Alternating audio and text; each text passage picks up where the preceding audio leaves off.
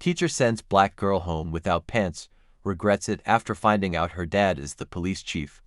The late summer sun cast long shadows across Maplewood, a quiet town nestled in the heart of Ohio. It was the kind of place where everyone knew everyone, and life moved at a comfortable pace. For 10-year-old Sarah Jenkins, Maplewood was her whole world. She loved its tree-lined streets, the friendly faces at the local farmers market, and the comforting rhythm of life in her close-knit community. Sarah was a bright and bubbly girl, with a smile that could light up a room. She was also a talented student, especially in math and science. Her dream was to become a veterinarian, inspired by her love for animals, particularly her own mischievous beagle, Buster. Sarah lived with her parents, Michael and Alicia Jenkins, in a modest but cozy house on Elm Street.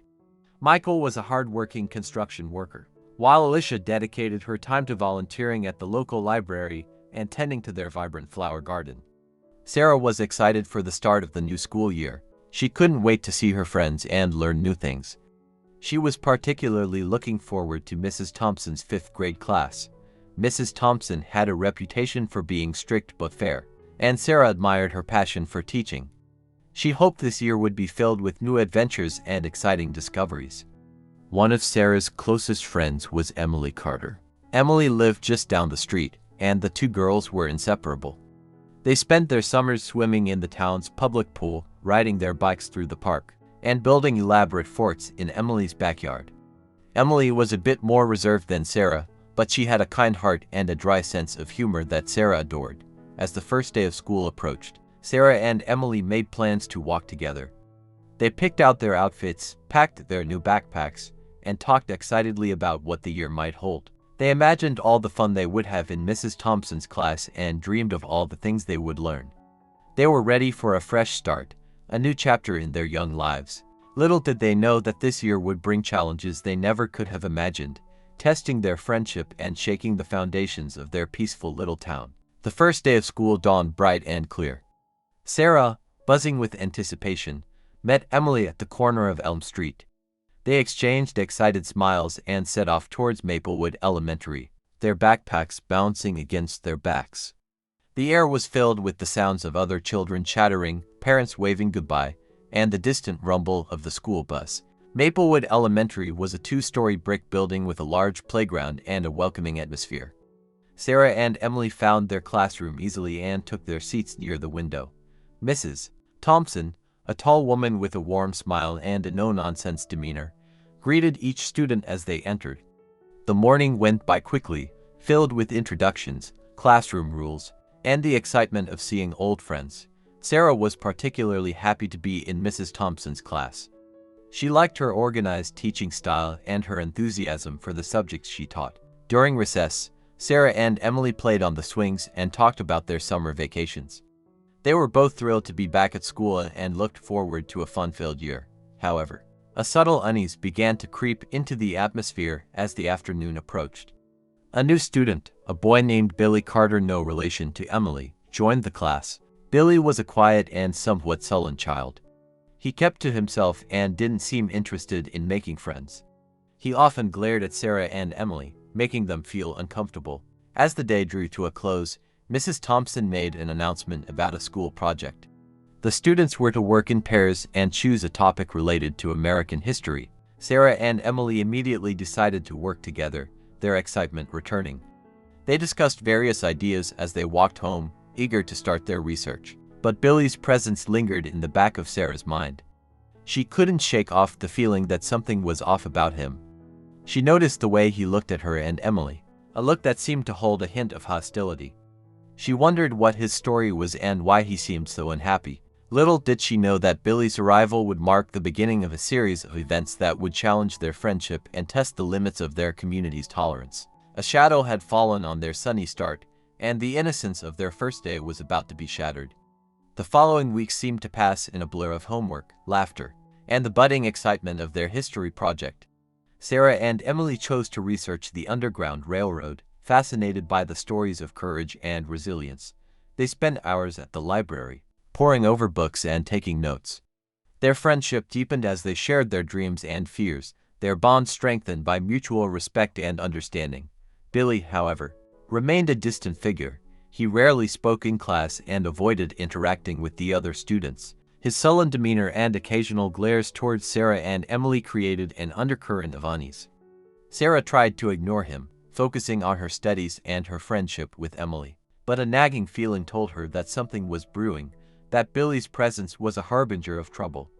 One crisp autumn afternoon, the storm broke. It was a typical school day, filled with the usual lessons and laughter. During recess, Sarah and Emily were playing on the swings when Billy approached them. He stood silently for a moment, his eyes fixed on Sarah. Then, without warning, he made a cruel and racially charged remark about her family. Sarah was stunned. She had never experienced such blatant prejudice before. She felt a mix of anger, hurt, and confusion.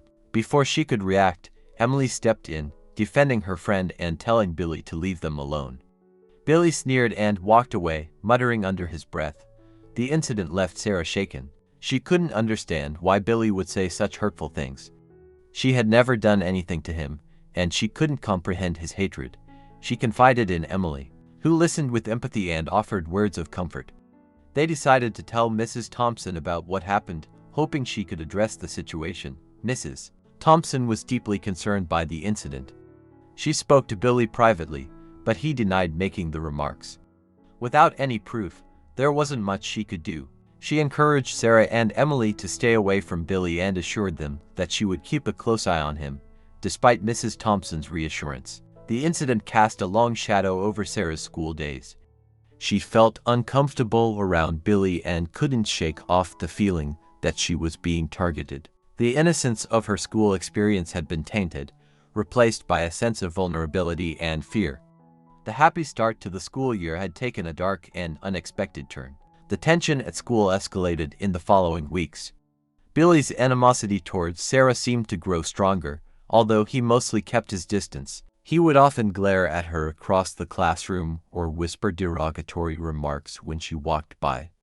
Sarah tried her best to ignore him, but his constant harassment wore her down. She felt like she was walking on eggshells, always anticipating the next unpleasant encounter. One particularly cold day, an incident occurred that would forever be etched in Sarah's memory. It was a Friday afternoon, and the students were getting ready to go home. Sarah was packing her books when she noticed a small tear in the seam of her pants. It wasn't a big deal, she thought, but she decided to ask Mrs. Thompson if she could use the restroom to fix it before heading out. Mrs. Thompson gave her permission, and Sarah quickly went to the restroom. She tried to mend the tear as best she could, but the thread kept breaking. Frustrated, she decided to just tie the torn edges together temporarily and fix it properly at home. Unfortunately, in her haste, she accidentally splashed some water on her pants, making the makeshift knot come undone. The tear ripped further, leaving a large and embarrassing hole. Sarah was mortified. She didn't know what to do. She couldn't go home with such a large tear in her pants. She felt tears welling up in her eyes as she tried to think of a solution. Just then, Mrs. Thompson walked into the restroom. Seeing Sarah's distress, she asked what was wrong. Sarah explained the situation, her voice trembling. Mrs. Thompson looked at the torn pants and frowned. Instead of offering help or understanding, she said coldly, "Well, Sarah, that's what you get for wearing such flimsy clothing. You should have been more careful." She then added, "Since you can't go home like that, I'm going to call your parents to bring you a new pair of pants. You'll have to wait in the office until they arrive." Sarah was stunned. She couldn't believe Mrs. Thompson's lack of compassion. She felt humiliated and ashamed. She knew that her family didn't have much money, and she worried about the trouble she was causing. Tears streamed down her face as she walked to the office, her torn pants flapping behind her.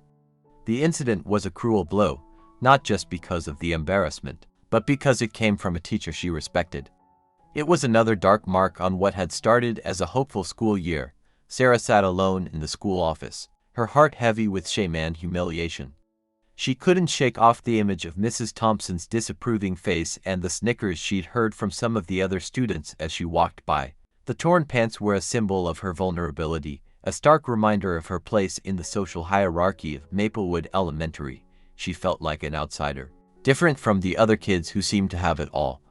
The office was quiet and empty, save for the secretary, Mrs. Peterson, who sat behind her desk, typing away at her computer. Sarah stared out the window, watching the other children leaving for the day, their laughter echoing in the crisp autumn air. She wondered how long she would have to wait for her parents. She knew they would be worried when they got the call from the school. Finally, after what seemed like an eternity, the office door opened. Sarah looked up, expecting to see her parents, but instead, a tall, imposing figure walked in. It was a man in a police uniform, his face stern and serious. Sarah's heart pounded in her chest. She didn't recognize him, and she wondered why a police officer would be coming to the school. Mrs. Peterson looked up from her computer and greeted the officer. "Officer Jenkins," she said. "I'm so glad you could come so quickly."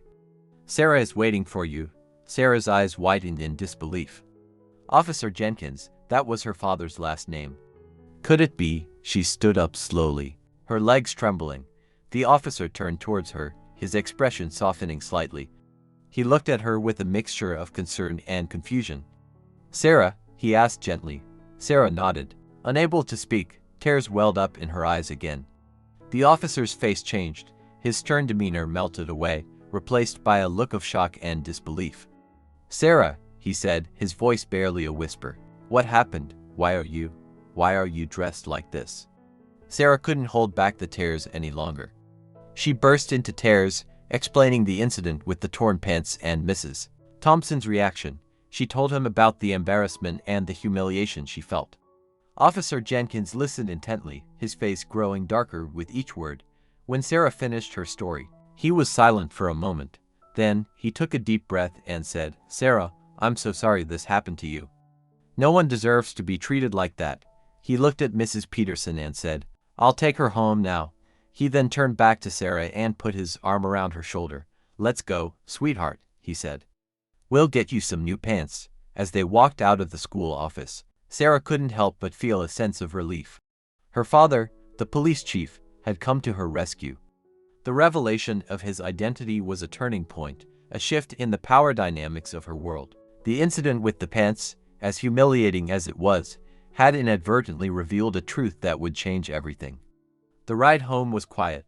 Sarah sat beside her father in the police car, still feeling the sting of humiliation, but also a growing sense of anger. She couldn't understand why Mrs. Thompson had treated her so harshly. She thought about Billy's constant harassment and the way she had been singled out. She wondered if it was because she was different, because she was black. When they arrived home, Alicia was waiting at the door, her face etched with worrying. She rushed to Sarah's side, embracing her tightly. "Oh, honey," she said. "What happened?" "Mrs. Peterson said you had an accident at school." Michael, who had just come home from work, joined them. He looked at Sarah with concern, then at his wife, seeking an explanation. Officer Jenkins explained the situation, his voice filled with controlled anger. He told them about the torn pants, Mrs. Thompson's reaction, and the humiliation Sarah had endured. He also mentioned Billy's previous remarks, hinting at a pattern of discriminatory behavior. Alicia was furious. She couldn't believe that a teacher, someone entrusted with the care and education of children, could be so insensitive and cruel. Michael, though usually calm and collected, was also deeply disturbed. He felt a surge of protectiveness towards his daughter. "This is unacceptable," Alicia said, her voice trembling with anger. "We can't let this go unpunished." Michael nodded in agreement. "We need to talk to the principal," he said. "And Mrs. Thompson, this kind of behavior cannot be tolerated." Officer Jenkins, his face grim, said, "I agree. I'll call Principal Davis first thing in the morning. We need to get to the bottom of this." The following day, Officer Jenkins, accompanied by Michael and Alicia, went to Maplewood Elementary to meet with Principal Davis. They recounted the events of the previous day, emphasizing Mrs. Thompson's lack of compassion and the underlying issue of racial prejudice. Principal Davis listened attentively, his expression growing more serious with each detail. He was shocked and dismayed to hear about Mrs. Thompson's behavior. He assured the Jenkins family that he would launch a full investigation into the matter. After the meeting with Principal Davis, Officer Jenkins requested a meeting with Mrs. Thompson. He wanted to hear her side of the story. Mrs. Thompson, looking flustered and nervous, explained that she had simply been trying to teach Sarah a lesson about responsibility. She denied any accusations of racial bias, claiming she treated all her students equally. Officer Jenkins listened calmly, but his eyes conveyed his skepticism. He asked Mrs. Thompson about her interaction with Billy Carter and the previous incidents involving him. Mrs. Thompson hesitated, then admitted that she had spoken to Billy about his behavior, but insisted that it was unrelated to Sarah's incident. The meeting ended with Officer Jenkins stating that he expected a thorough investigation and appropriate action to be taken. He made it clear that he would not tolerate any form of discrimination or mistreatment towards his daughter or any other student. The confrontation had just begun, and the quiet town of Maplewood was about to face its own internal reckoning. Principal Davis, a man known for his fairness and integrity, took the allegations against Mrs. Thompson very seriously. He immediately launched an internal investigation, interviewing students, teachers, and staff members. He also reviewed Sarah's school records and disciplinary history, looking for any patterns of discriminatory behavior. The investigation quickly revealed a complex web of issues. Several students corroborated Sarah's account of the pants incident, describing Mrs. Thompson's cold and unsympathetic reaction. Some students also mentioned hearing Billy Carter make racially charged remarks towards Sarah in the past, though no one had reported it at the time. However, other students and some of Mrs. Thompson's colleagues defended her, claiming she was a strict but fair teacher who treated all students equally. They argued that the pants incident was simply a misunderstanding, and that Mrs. Thompson's words had been misinterpreted. The investigation also brought to light the underlying racial tensions within the Maplewood community.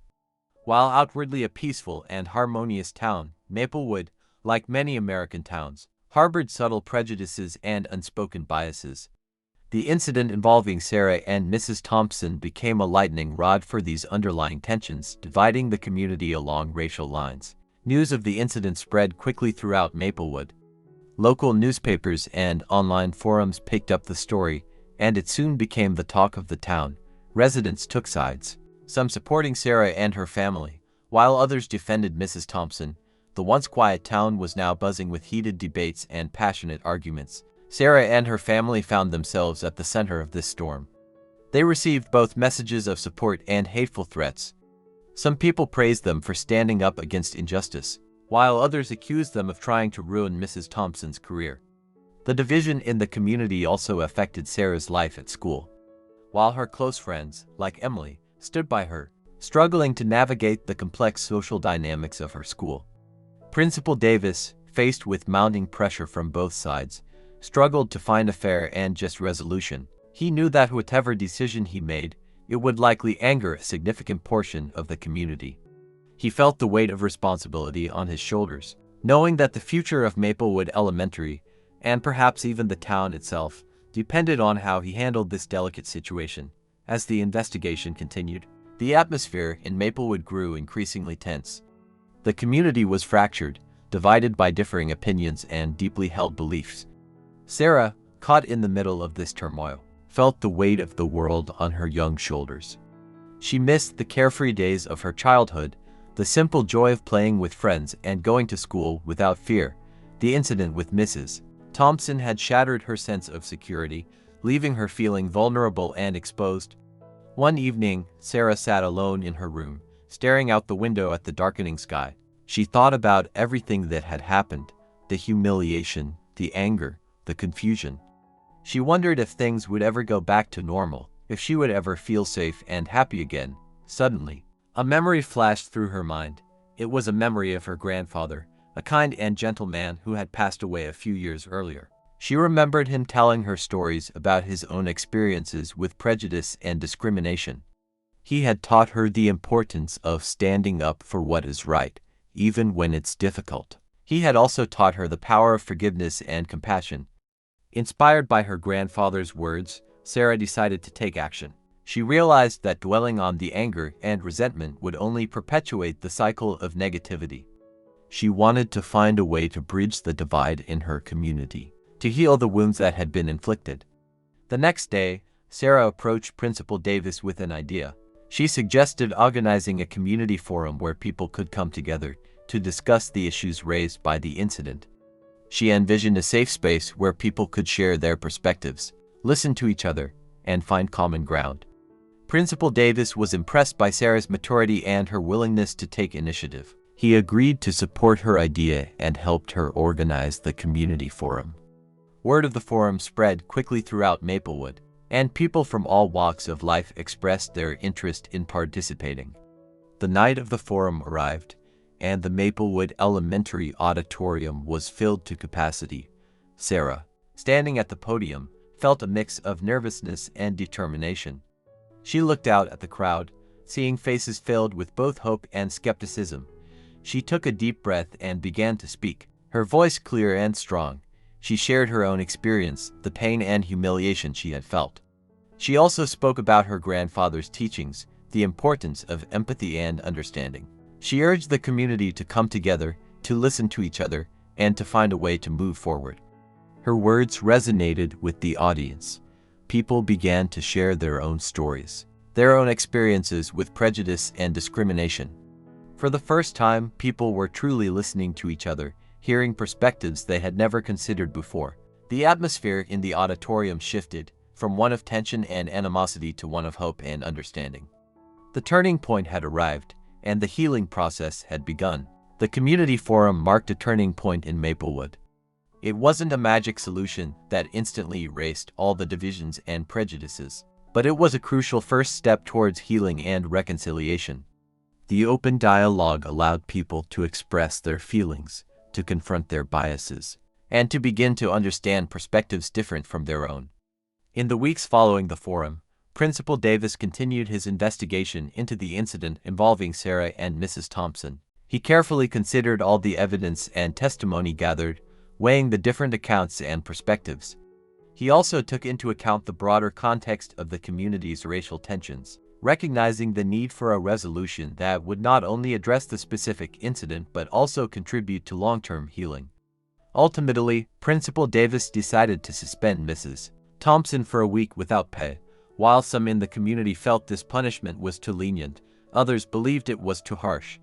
Principal Davis explained his decision, emphasizing the importance of accountability and the need to send a clear message that discrimination and insensitive behavior would not be tolerated at Maplewood Elementary. He also stressed the importance of forgiveness and moving forward, urging the community to focus on healing rather than retribution.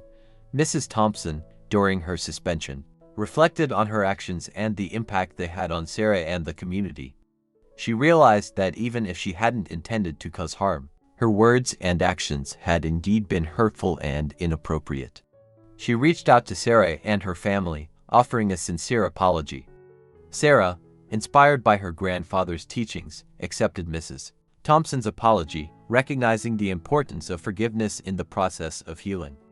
The reconciliation between Sarah and Mrs. Thompson was a powerful symbol of hope for the entire community. It demonstrated that even after deep hurt and division, forgiveness and understanding were possible. It paved the way for further dialogue and collaboration, as residents began to work together to address the underlying issues of racial prejudice and inequality in Maplewood. Sarah returned to school with a renewed sense of confidence. While the scars of the past remained, she no longer felt isolated or vulnerable. She had found her voice and used it to bring about positive change in her community. She had learned that even at a young age, she could make a difference, that her actions could have a ripple effect, inspiring others to embrace compassion and understanding. Billy Carter, after the community forum and Mrs. Thompson's suspension, began to change as well. He witnessed the power of community and saw the error of his ways. He slowly started interacting with other students, including Sarah. He apologized to Sarah for his behavior and they slowly started to build a friendship. The healing process was gradual and there were still challenges to overcome, but the community had taken a crucial step forward, a step towards a more inclusive and harmonious future. The incident with the pants, as painful as it was, had ultimately served as a catalyst for positive change, a reminder of the importance of empathy, understanding, and the power of forgiveness. Time moved on, and Maplewood began to heal. The deep divisions caused by the incident slowly began to mend, replaced by a renewed sense of community and a commitment to understanding. The scars of the past remained, but they served as a reminder of the importance of vigilance and the ongoing need to address issues of prejudice and inequality. Sarah continued to thrive, both academically and personally. She excelled in her studies, her passion for learning fueled by her experiences and her desire to make a positive impact on the world. She remained close friends with Emily, their bond strengthened by the challenges they had faced together. She also formed a tentative friendship with Billy, their shared experiences creating an unexpected connection. The changes in Maplewood Elementary were visible. Principal Davis implemented new programs focused on diversity and inclusion, fostering a more welcoming and accepting environment for all students. Teachers received training on cultural sensitivity and implicit bias, equipping them with the tools to create a more equitable classroom experience. The school became a model for other communities, a testament to the power of dialogue and the potential for positive change. Mrs. Thompson, after her suspension, returned to teaching with a renewed sense of purpose. She had learned a valuable lesson about the impact of her words and actions, and she was determined to create a more inclusive and supportive classroom for all her students. She worked hard to rebuild her relationship with her students and the community, earning back their trust and respect. Sarah's family also grew stronger through the experience. The incident had brought them closer together, reinforcing their love and support for each other. They became advocates for social justice, working to promote understanding and equality in their community. Years passed, and Sarah blossomed into a remarkable young woman. She pursued her dream of becoming a veterinarian, dedicating her life to caring for animals and promoting animal welfare. She never forgot the lessons she learned during her time at Maplewood Elementary, the importance of empathy, compassion, and the power of forgiveness. Maplewood, too, continued to evolve. The town became a more diverse and inclusive community, a place where people of all backgrounds felt welcome and valued. The incident with the pants, once a source of pain and division, became a symbol of resilience and the transformative power of community. It served as a reminder that even in the face of adversity, hope and healing are always possible. And so, the story of Sarah and Maplewood became a story of redemption, a testament to the human capacity for growth, understanding, and the enduring power of community. It was a story that echoed through the years, a reminder that even the smallest act of kindness, even the smallest step towards understanding, can contribute to a brighter and more just future for all. The once quiet town of Maplewood had learned a valuable lesson, a lesson that would stay with them for generations to come. That true strength lies not in division, but in unity, and that the greatest power of all is the power to heal.